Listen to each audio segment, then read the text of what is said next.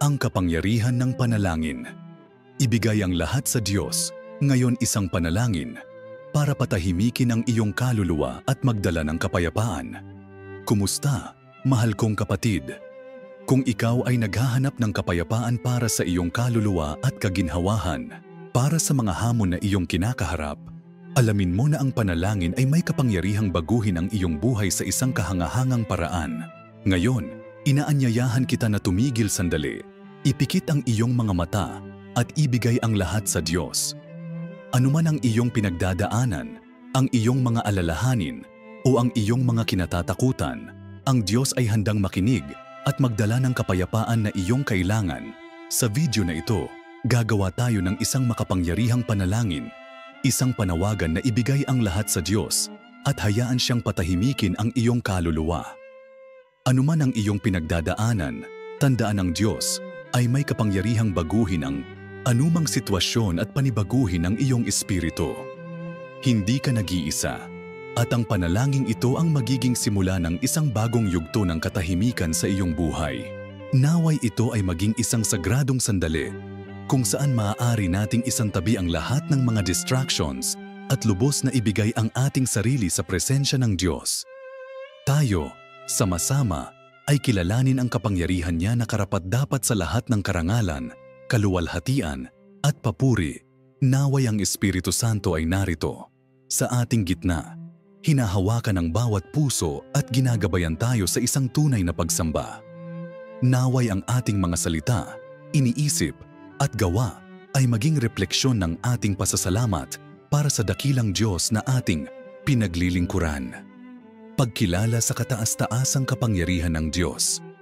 Panginoon, sa kababaang loob ay lumuluhod kami sa iyong harapan. Kinikilala na ikaw ang lumikha ng mga langit at lupa. Siya na nagbigay buhay sa lahat ng bagay. Ang iyong kapangyarihan ay ganap.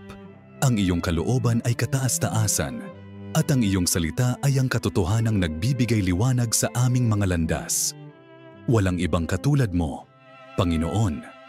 Walang lakas, awtoridad o kamahalan na maihahambing sa iyong kapangyarihan. Ikaw ang simula at ang wakas, ang Alpha at ang Omega. Ang iyong tinig ay umaalingaw-ngaw sa mga langit at lupa, sinusuportahan ang sansinukob sa iyong walang hanggang karunungan at iyong walang pagmamaliw na pag-ibig.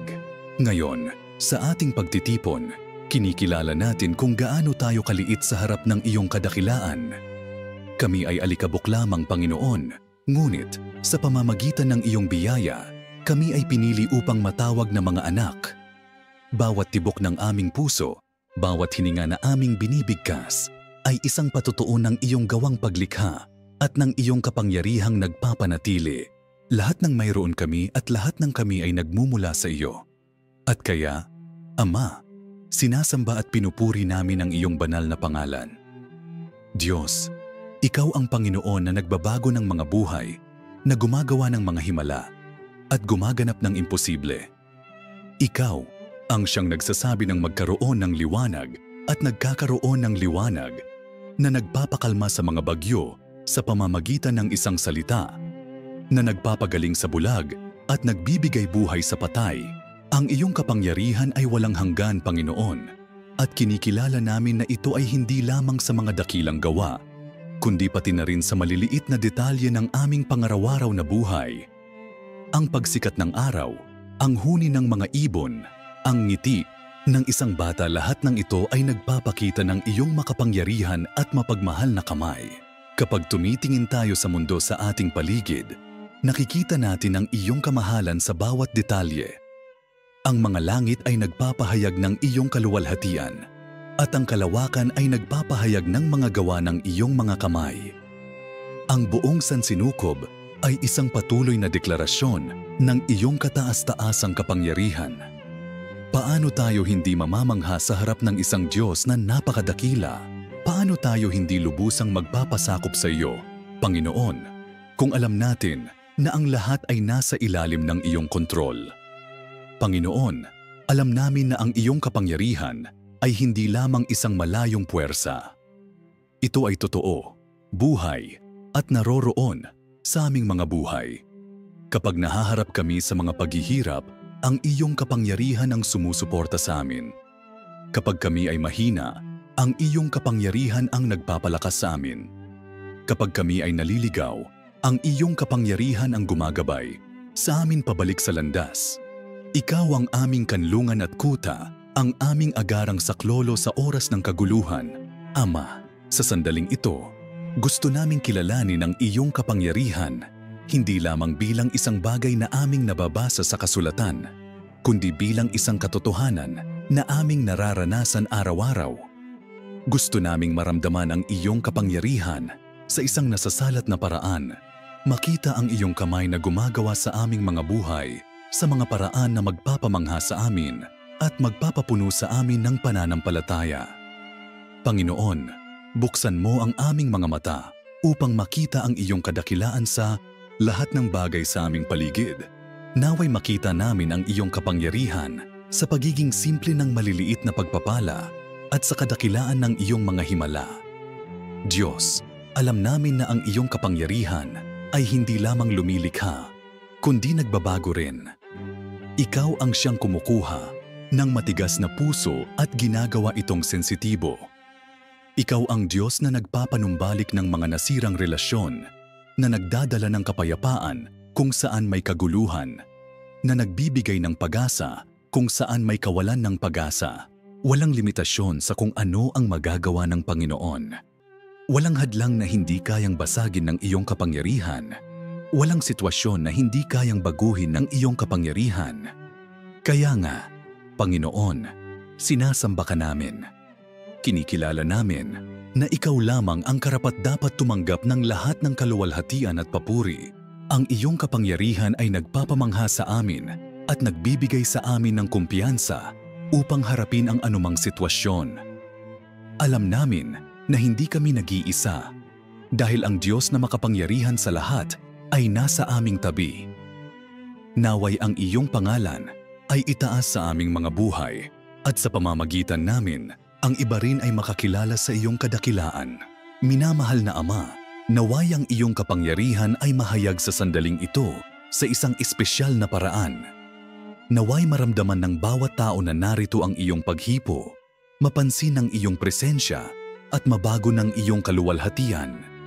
Naway ang aming mga buhay ay maging isang buhay na patotoo ng iyong kamahalan at sa pamamagitan namin, ang iyong pangalan ay luwalhatiin sa buong lupa.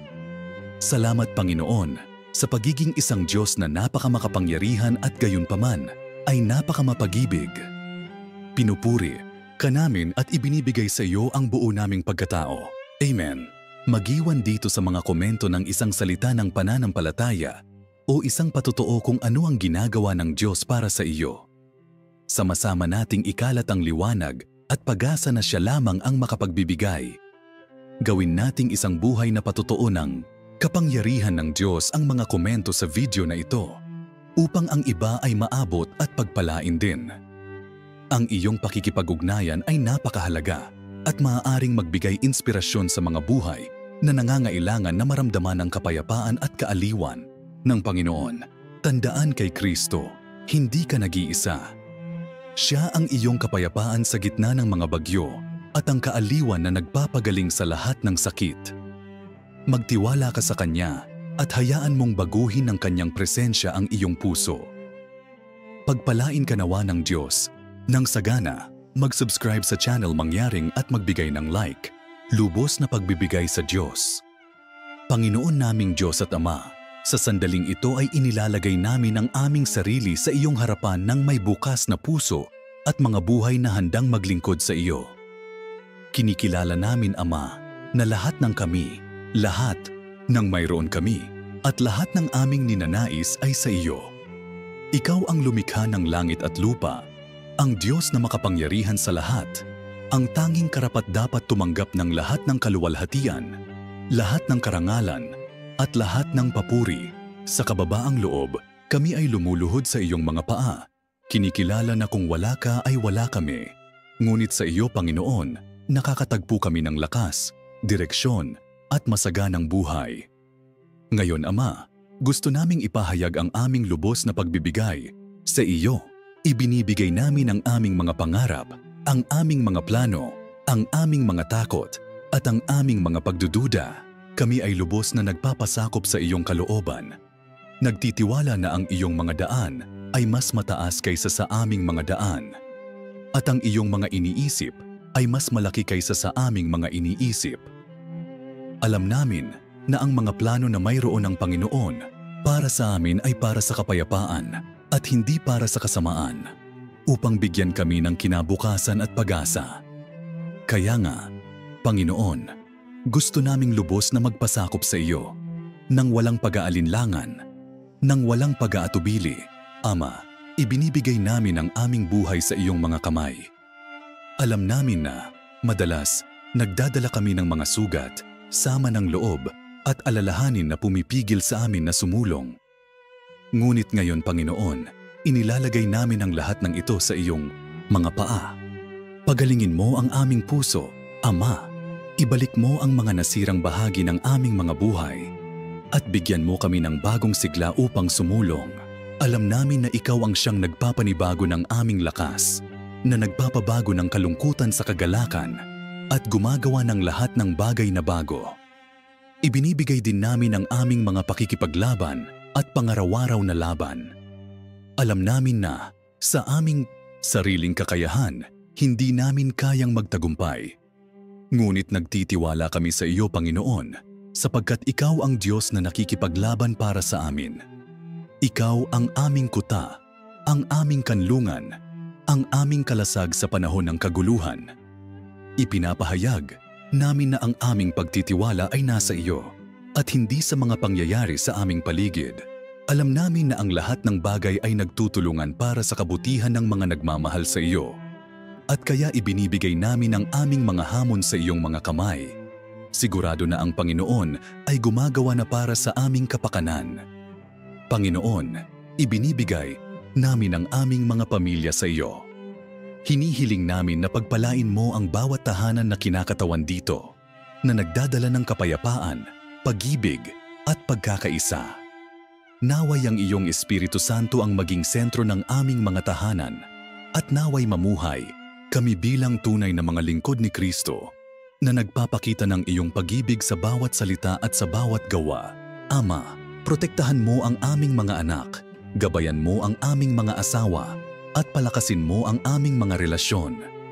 Naway maranasan ng bawat miyembro ng aming pamilya ang iyong presensya sa isang makapangyarihan at nagbabagong paraan. Ibinibigay din namin ang aming mga talento at kaloob. Alam namin na lahat ng mayroon kami ay ibinigay mo at gusto naming gamitin ang bawat kakayahan, bawat pagkakataon upang luwalhatiin ang iyong pangalan. Naway ang aming buhay ay maging refleksyon ng iyong biyaya at ng iyong pag-ibig. At sa pamamagitan namin, ang iba ay makakilala sa iyong kabutihan. Panginoon, gusto naming maging mga instrumento sa iyong mga kamay na ginagamit upang tuparin ang iyong layunin dito sa lupa. Ama, gusto naming magpasalamat sa iyong katapatan. Kahit na kami ay nagkakamali, nananatili kang tapat. Kahit na kami ay nagdududa, sinusuportahan mo kami. Kahit na kami ay lumalayo, inaakit mo kami pabalik sa iyong pag-ibig. Salamat, Panginoon, sa iyong biyaya na umaabot sa amin, sa iyong awa na nagpapanibago sa amin tuwing umaga, at sa iyong presensya na hindi kami kailanman iniiwan. Alam namin na kami ay hindi perpekto, ngunit sa iyo, nakakatagpo kami ng kapatawaran, panunumbalik, at buhay na walang hanggan. Ngayon, Panginoon, nananalangin kami na ang iyong Espiritu Santo ay humipo sa bawat puso na nakikinig sa mensaheng ito. Naway maramdaman ng bawat tao na narito ang iyong pag-ibig sa isang tunay at malalim na paraan. Naway ang mga nahaharap sa mga paghihirap ay mapalakas ng iyong presensya. Naway ang mga naliligaw ay makatagpo ng direksyon sa iyo. At naway, ang mga hindi pa lubos na ibinibigay ang kanilang mga buhay sa iyo ay maantig ng iyong espiritu na gawin ang desisyong iyon ngayon. Panginoon, ipinapahayag namin na ang aming buhay ay sa iyo. Hindi namin gustong mabuhay para sa aming sariling mga hangarin, kundi para sa iyong kalooban. Gusto naming lumakad sa sentro ng iyong layunin, nagtitiwala na ang Panginoon ang may pinakamabuti para sa amin. Kaya nga, sa sandaling ito, Ibinibigay namin ang lahat sa iyo, ang aming isipan, ang aming puso, ang aming espiritu, ang aming pamilya, ang aming mga pangarap, at ang aming mga takot. Tanggapin mo kami, Panginoon, bilang iyong mga minamahal na anak at gabayan mo kami sa landas ng katotohanan at buhay. Tinapos namin ang panalangin ito sa pagpapahayag na ikaw ang aming Diyos, ang aming tagapagligtas, ang aming lahat. Naway ang iyong pangalan ay itaas, ngayon at magpakailanman. Sa pangalan ni Jesus, kami ay nananalangin at nagpapasalamat. Amen. Gawin nating isang buhay na patutuo ng kapangyarihan ng Diyos ang mga komento sa video na ito upang ang iba ay maabot at pagpalain din. Ang iyong pakikipag-ugnayan ay napakahalaga at maaaring magbigay inspirasyon sa mga buhay na nangangailangan na maramdaman ang kapayapaan at kaaliwan ng Panginoon. Tandaan kay Kristo, hindi ka nag-iisa. Siya ang iyong kapayapaan sa gitna ng mga bagyo at ang kaaliwan na nagpapagaling sa lahat ng sakit. Magtiwala ka sa Kanya at hayaan mong baguhin ng Kanyang presensya ang iyong puso. Pagpalain ka nawa ng Diyos ng sagana, panawagan para sa kapayapaan at kaaliwan. Panginoong Diyos na makapangyarihan sa lahat, Ama ng pag-ibig at awa, lumalapit kami sa iyong presensya sa sandaling ito nang may mapagpakumbaba at nangangailangan na mga puso. Kinikilala namin na ikaw, ang Diyos ng kapayapaan, ang siyang nagpapakalma sa mga bagyo, nagpapanumbalik ng mga pusong nasira, at nagpupunas ng mga luha ng mga umiiyak. Sa araw na ito, Ama, gusto naming itaas ang aming mga tinig sa isang taimtim na panawagan, Panginoon, magdala ng kapayapaan sa aming mga puso at kaaliwan sa aming mga kaluluwa. Nabubuhay tayo sa isang mundo na puno ng mga alitan, kalungkutan, at kawalan ng katiyakan. Ngunit alam natin na sa iyo nakakatagpo tayo ng ligtas na kanlungan. Ikaw ang aming bato, ang aming kuta, ang Diyos na hindi kami kailanman iniiwan. Kapag ang mga paghihirap ay tila mas malaki kaysa sa aming makakaya, naaalala namin na ang Panginoon ang siyang sumusuporta sa amin. Ang iyong salita ay nagtitiyak sa amin sa Juan 4:27. Kapayapaan ang iniiwan ko sa inyo, ang aking kapayapaan ang ibinibigay ko sa inyo. Hindi ko ibinibigay sa inyo gaya ng ibinibigay ng sanlibutan. Huwag mabagabag ang inyong mga puso, ni matakot man. Panginoon, gusto naming maranasan ang kapayapaan na nagmumula lamang sa iyo. Isang kapayapaan na hindi nakadepende sa mga pangyayari, kundi bumabaha sa aming pagkatao kahit sa gitna ng mga paghihirap. Ama, sa sandaling ito, nananawagan kami para sa lahat ng mga nahaharap sa mga emosyonal at espiritual na laban. Maraming mga pusong nagdurusa, puno ng paghihirap at pagdududa. May mga tao, Panginoon, na hindi makatulog dahil sa mga alalahanin, na nagdadala ng mabibigat na pasanin, at hindi alam kung kanino pupunta. Naway maabot ng iyong Espiritu Santo ang bawat isa ngayon na nagdadala ng kaaliwan, pahinga, at katiyakan na ang Panginoon ay naroroon. Naway maramdaman nila ang iyong yakap ng pag-ibig, isang yakap na nagpapagaling, nagpapanumbalik, at nagbibigay ng lakas upang magpatuloy. Panginoon, hinihiling namin ang kapayapaan sa mga pamilya. Ilang tahanan ang nabalisa ng mga away, hindi pagkakaunawaan, at kawalan ng pag-ibig. Ilang anak ang lumalayo sa kanilang mga magulang, at ilang kasal ang nasisira. Ama, mamagitan ka sa bawat tahanan na nangangailangan ng iyong presensya. Ibalik mo ang pagkakaisa, panibaguhin mo ang mga ugnayan ng pag-ibig, at magdala ng pagkakasundo kung saan may alitan. Naway ang bawat bahay ay maging isang lugar ng kanlungan, kung saan nararamdaman ang iyong kapayapaan, at kung saan ang iyong pangalan ay itinataas. Nanawagan din kami para sa kapayapaan sa aming lipunan, Panginoon. Ilang beses kaming tumitingin sa aming paligid at nakikita ang karahasan, kawalan ng katarungan, at pagdurusa. Ilang buhay ang nawala sa mga digmaan, krimen, at trahedya. Ama, hinihiling namin na ibuhos mo ang iyong kapayapaan sa mga bansa. Naway ang mga pinuno ay maantig ng karunungan at habag, at naway manaig ang katarungan. Hinihiling namin lalo na para sa mga nabubuhay sa mga lugar ng labanan, na nawalan ng lahat at nananawagan para sa tulong. Panginoon, maging ang suporta ng mga buhay na ito na nagdadala ng pag-asa at probisyon sa gitna ng kaguluhan. Diyos, alam namin na ang tunay na kapayapaan ay nagsisimula sa loob ng bawat isa sa atin. Kaya nga, hinihiling namin na suriin mo ang aming mga puso. Kung mayroon sa amin na sama ng loob, galit, o anumang damdamin na pumipigil sa iyong kapayapaan na maghari, tulungan mo kaming magpatawad at maghanap ng pakikipagkasundo. Turuan mo kami, Ama, na maging mga tagapamayapa, gaya ng itinuro sa amin ni Jesus sa Mateo 5:29. Mapapalad ang mga tagapamayapa sapagkat sila ay tatawaging mga anak ng Diyos. Naway maging mga instrumento kami ng iyong kapayapaan na nagdadala ng iyong pag-ibig saan man kami magpunta. Bukod pa rito, Panginoon, nananawagan kami ng kaaliwan para sa mga nagluluksa, na nawalan ng mga mahal sa buhay, at nakakaramdam ng hindi maatim na kawalan sa kanilang mga puso. Ang iyong salita ay nagsasabi sa amin sa Awit 34:18 na ang Panginoon ay malapit sa mga may bagbag na puso at inililigtas ang mga may bagbag na espiritu. Naway ang pangakong iyon ay matupad ngayon sa buhay ng mga umiiyak. Yakapin mo sila ng iyong presensya, Ama, at bigyan mo sila ng katiyakan na isang araw, kay Kristo, ang bawat luha ay papahirin at wala ng kamatayan, ni pagluluksa, ni sakit. Panginoon, ibinibigay din namin ang aming sariling mga puso sa iyo. Madalas, nagdadala kami ng mga alalahanin na hindi namin kayang ipahayag sa mga salita. Ngunit lubos mo kaming kilala at alam mo ang lahat ng aming kailangan bago pa man kami humingi. Kaya nga, sa sandaling ito, ibinibigay namin ang aming mga pag-aalaala, ang aming mga takot at ang aming mga pasakit. Ipinapahayag namin na nagtitiwala kami sa iyo at nagpapahinga sa iyong mga pangako.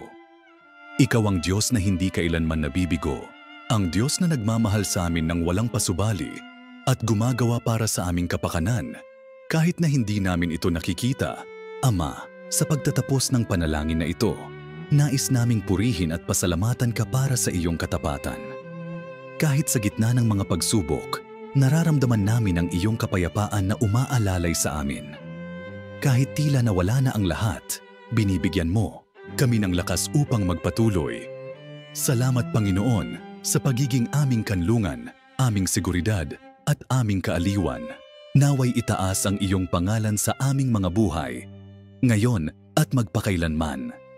Nananalangin kami sa pangalan ni Jesus, siya na prinsipe ng kapayapaan, aming tagapagligtas, at aming pinakadakilang halimbawa. Amen.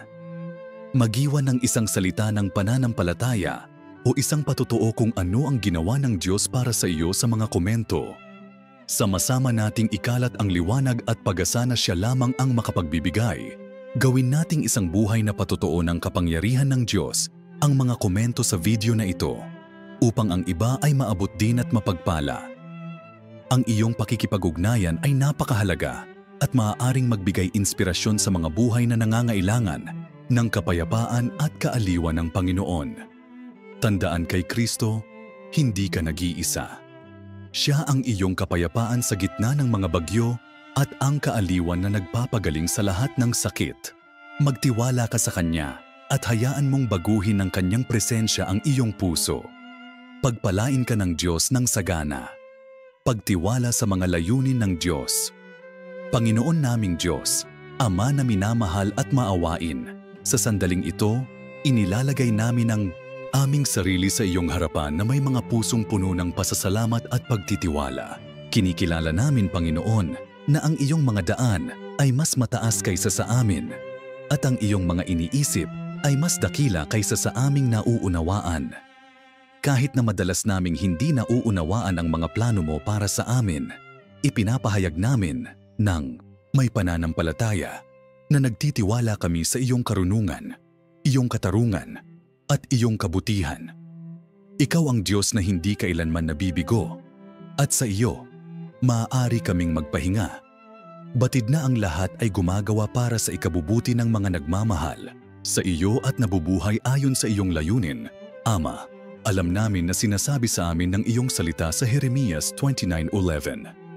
Sapagkat nalalaman ko ang mga pag-iisip na aking iniisip sa inyo, sabi ng Panginoon, mga pag-iisip tungkol sa kapayapaan at hindi tungkol sa kasamaan, upang bigyan kayo ng pag-asa sa inyong huling wakas. Naway ang pangakong ito ay mapanibago sa aming mga puso ngayon. Tulungan mo kami, Panginoon, na maniwala na ang iyong mga plano ay palaging perpekto.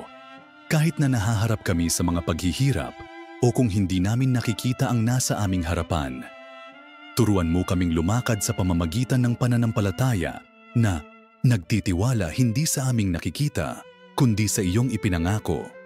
Panginoon, madalas kaming nahaharap sa mga sandali ng kawalan ng katiyakan. May mga sitwasyon sa aming mga buhay na humahamon sa amin, na nagpapatanong sa amin, at maaaring humantong sa amin sa panghihina ng loob. Ngunit Ama, ngayon, nais naming ibigay ang lahat ng pagkabalisa at pag-aalinlangan sa iyong mga kamay.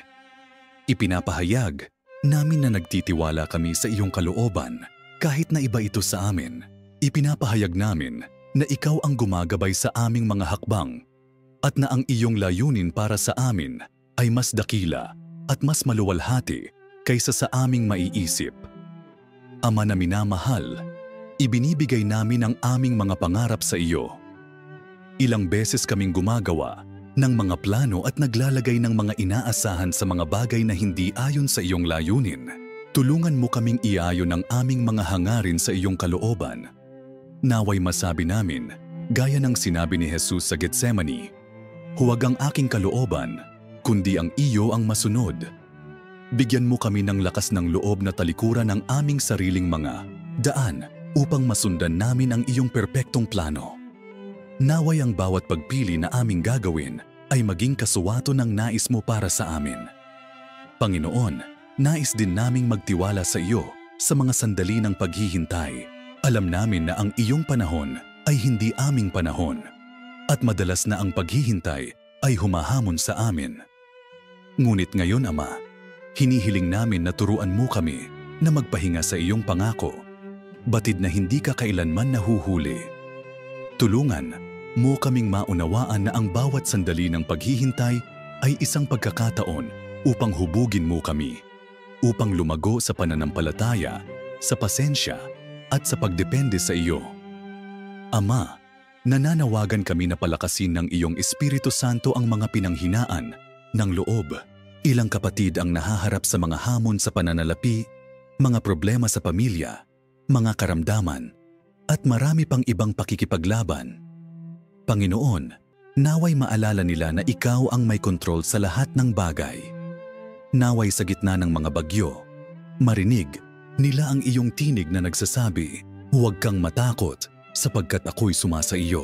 Palakasin mo ang tiwala sa kanilang mga puso, Ama, at bigyan mo sila ng katiyakan na ikaw ay gumagawa, kahit na hindi pa nila nakikita ang resulta. Panginoon, ibinibigay namin ang aming mga takot sa iyong mga kamay. Ilang beses naming hinahayaan na ang takot ay pumigil sa amin na sumulong, na magtiwala ng lubos sa iyo. Ngayon, ipinapahayag namin na hindi na kami mabubuhay sa takot, kundi sa pananampalataya. Alam namin na ikaw ang aming kanlungan, ang aming kuta, ang aming saklolo sa oras ng kaguluhan. Kapag ikaw ay kasama namin, wala kaming dapat katakutan, sapagkat ang iyong pag-ibig ay nagtataboy sa lahat ng takot. Diyos, nais din naming magtiwala sa iyong mga layunin, hindi lamang para sa aming mga individual na buhay, kundi pati na rin para sa mundo sa aming paligid. Minsan, tinitingnan namin ang mga balita at nakikita ang napakaraming karahasan, napakaraming kawalang katarungan, at nagtatanong kami kung nasaan ka sa gitna ng lahat ng ito. Ngunit ngayon, Panginoon, nais naming ipahayag na ang iyong plano ay perpekto at napatuloy kang naghahari sa lahat.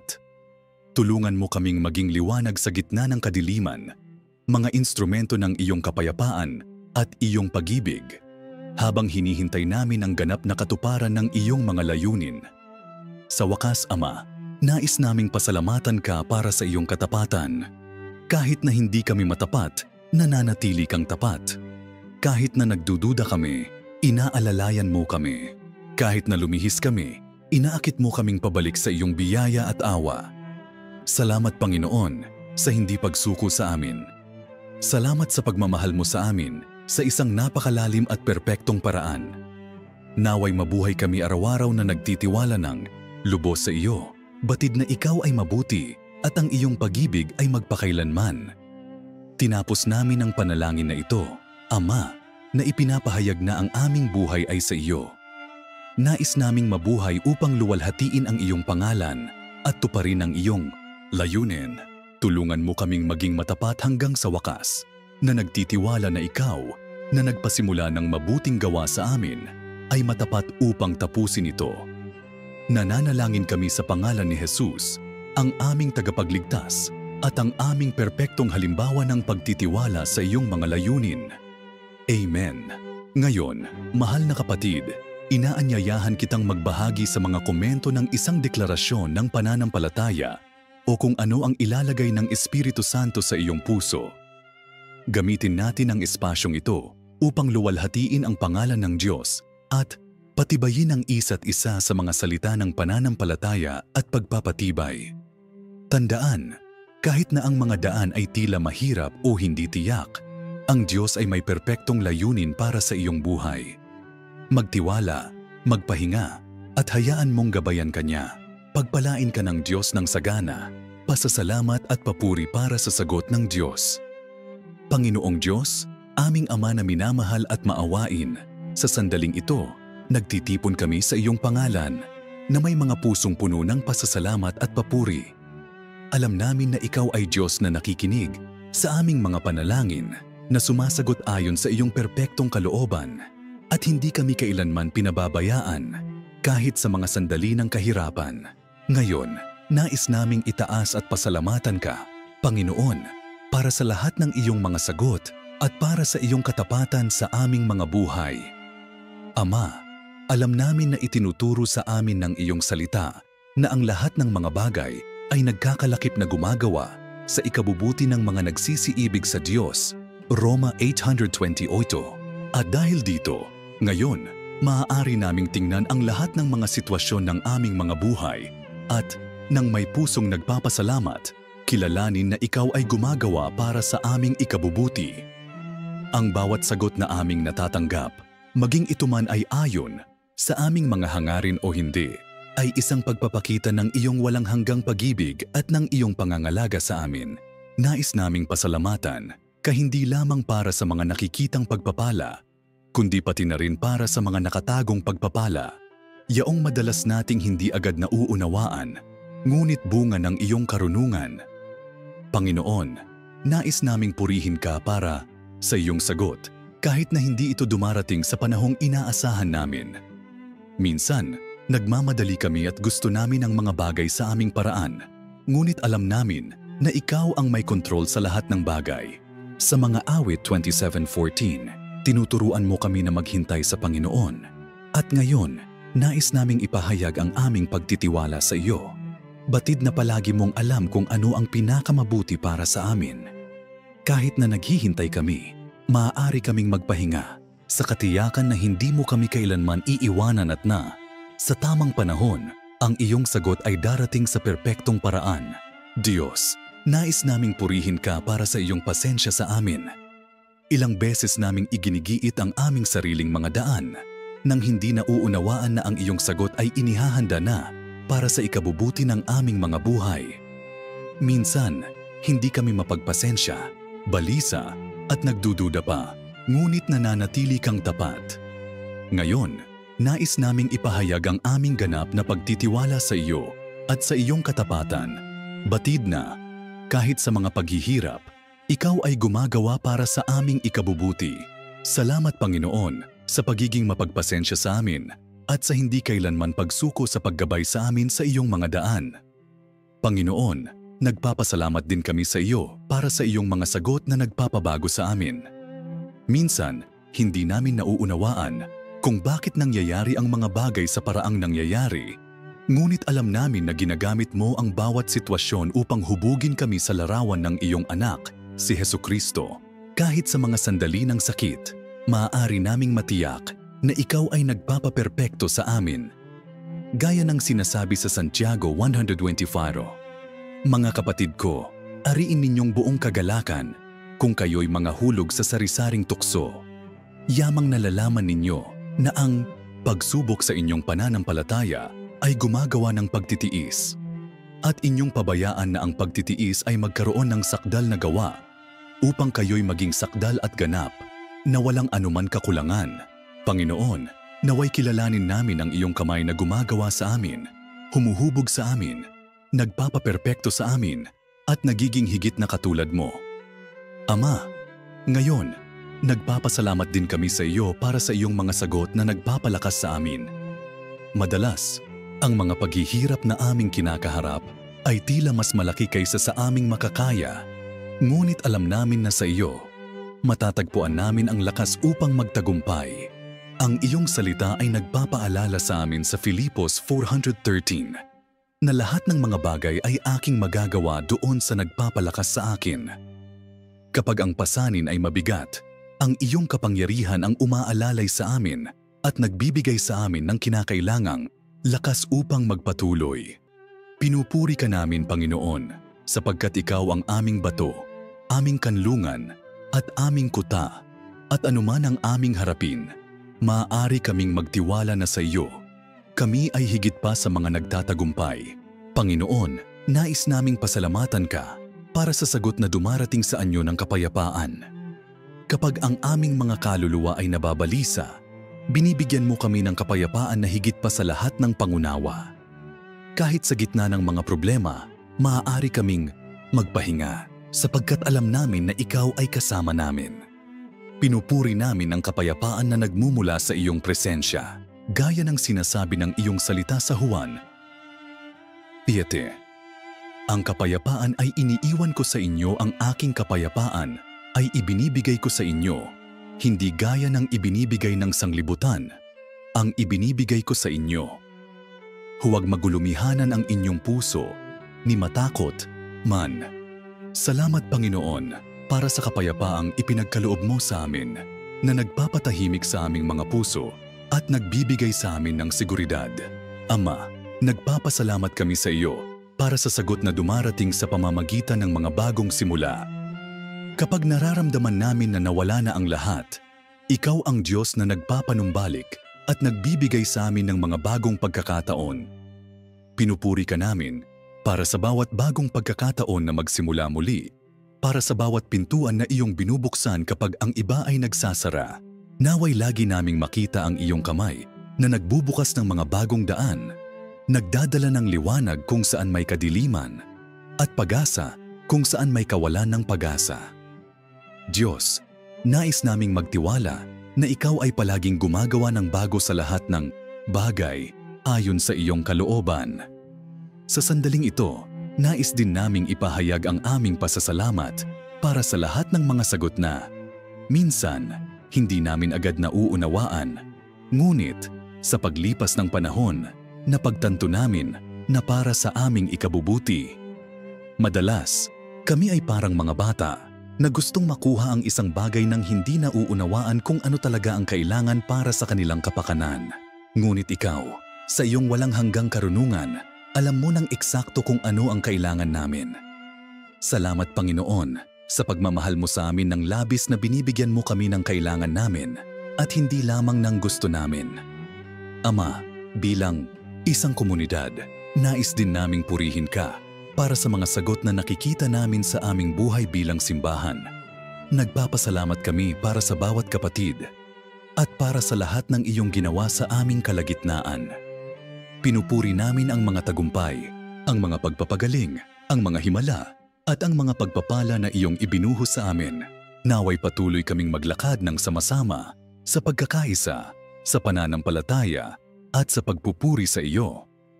Panginoong Jesus, sa pagtatapos ng panalangin na ito, nais naming pasalamatan ka para sa iyong patuloy na katapatan. Para sa bawat panalangin, sinagot, para sa bawat nakikitang himala, at para sa mga madalas nating hindi nakikita. Ngunit alam nating ginagawa mo sa ating mga buhay. Sa iyo, Panginoon, ang karangalan, ang kaluwalhatian, at ang papuri magpakailanman. Nananalangin kami sa pangalan ni Jesus, ang aming tagapagligtas at ang aming pinakadakilang dahilan ng pasasalamat. Amen.